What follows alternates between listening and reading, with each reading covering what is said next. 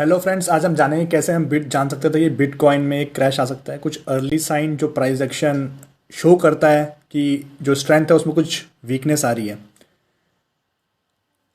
Bitcoin के बारे में एक और इम्पॉर्टेंट चीज़ है कि बिटकॉइन जो है ये कोई बिजनेस नहीं है जिसके लिए हमें कि बिजनेस स्टडी करना पड़े। तो सबसे बेस्ट चीज़ है बिटकॉइन में, अगर आपको इन्वेस्ट करना है तो आपको प्राइस एक्शन देखना पड़ेगा और प्राइस एक्शन में क्या चीज़ चेंजेस हो रहे हैं उस अकॉर्डिंग उसमें इन्वेस्ट करना, उसमें ट्रेडिंग करना, जो भी चीज़ करनी है वो कर सकते हैं। तो अगर हम लॉन्ग टर्म चार्ट देखें बिटकॉइन का, तो जब भी कभी हम प्राइस एक्शन स्टडी करते हैं सबसे पहले हम देखते हैं कि उसमें कौन कौन से जो की लेवल्स हैं उनको मार्क करते हैं, उनको चार्ट्स के ऊपर लगाते हैं। तो अगर हम देखें तो इसमें जो करंट पोजीशन है यहाँ पे जो important support and resistance points है।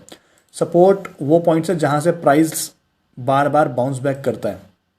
तो अगर हम यहाँ पे देखें तो यहाँ पे जो इंपॉर्टेंट सपोर्ट लेवल था वो था 29,000 के अराउंड, और अगर यहाँ पे जो दूसरा सपोर्ट इम्पोर्टेंट है वो था 40,000 के अराउंड।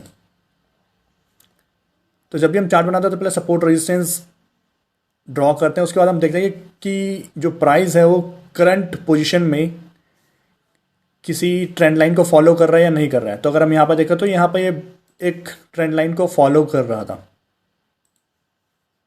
और सेम चीज़ अगर हम अपसाइड देखें तो अपसाइड भी ये हायर हाइज को अगर हम ज्वाइन करें प्राइस के तो ये एक राइजिंग वेज बना रहा था। तो प्राइस एक्शन की एक बहुत इंपॉर्टेंट चीज़ है कि जब भी कभी एक लॉन्ग मोमेंटम के बाद राइजिंग वेज बनाए और उसमें भी जो हायर हाइज हैं वो बहुत ज़्यादा दूर नहीं है एक दूसरे से, मतलब ज़्यादा हाई नहीं बनाया, केवल 5% 4% इतने का ही हाई बनाया। तो फर्स्ट टाइम ये हाई 4% 5% का बनाया, फिर लोअर लोज। तो ये एक साइन है कि जो अंडरलाइंग वैल्यू है, जो प्राइस है, उसमें जो मोमेंटम है वो वीक हो रहा है। तो राइजिंग वेज एक अच्छे लॉन्ग रन के बाद एक सिग्नल है स्ट्रेंथ कमज़ोर होने का। और अगर हम यहाँ पे देखें तो जो फर्स्ट टाइम था यहाँ पे जो राइजिंग वेज में, तो जो लोअर ट्रेंड लाइन है उसको फर्स्ट टाइम ब्रेक डाउन किया।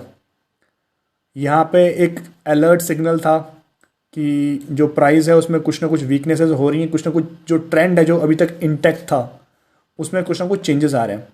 तो ये एक अर्ली सिग्नल था। उसके बाद जो नेक्स्ट सिग्नल था वो था कि जो लोअर लोज बना रहे हैं, जो फर्स्ट टाइम था प्राइस ने लोअर लोज बनाया। अगर हम यहाँ से देखें तो कंटिन्यूसली हायर हाइज बन रहे थे और लोअर लोज बन रहे थे, बट फर्स्ट टाइम जो लो है उसको ब्रेक किया।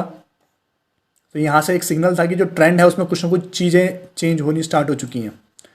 और अगर हम देखें इसी ट्रेंड लाइन को अगर हम एक्सटेंड करें तो प्राइस ने दोबारा सेम पॉइंट पे आके रेजिस्टेंस लिया और बहुत ट्राई किया बायर्स ने प्राइस को ऊपर ले जाने का, बट ट्रेंड लाइन को ब्रेक नहीं कर पाए।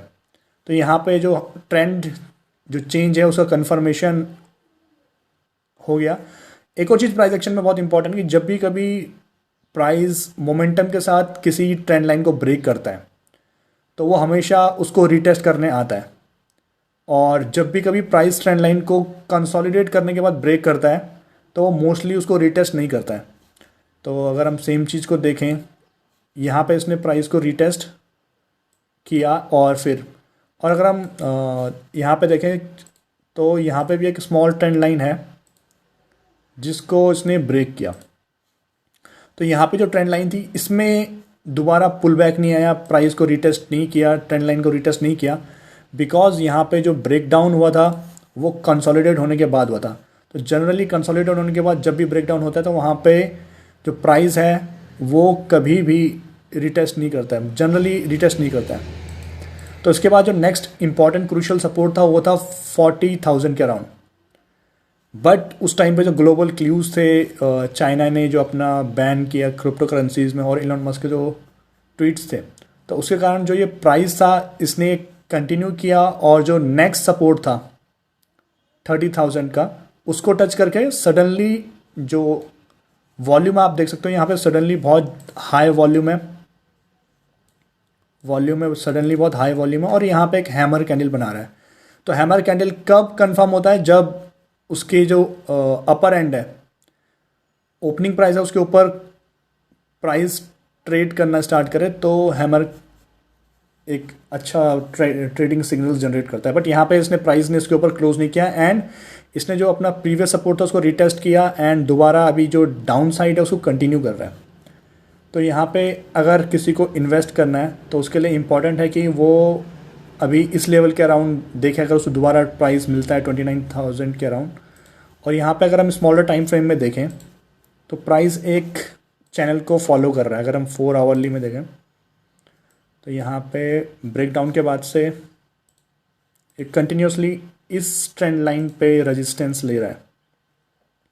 तो अगर आपको इसमें इन्वेस्ट करना है तो आपको मेक श्योर करना है कि आप तभी इसको बाय करें जब ये ट्रेंड लाइन के ऊपर जाए और साथ साथ जो पैटर्न है वो भी बनाए।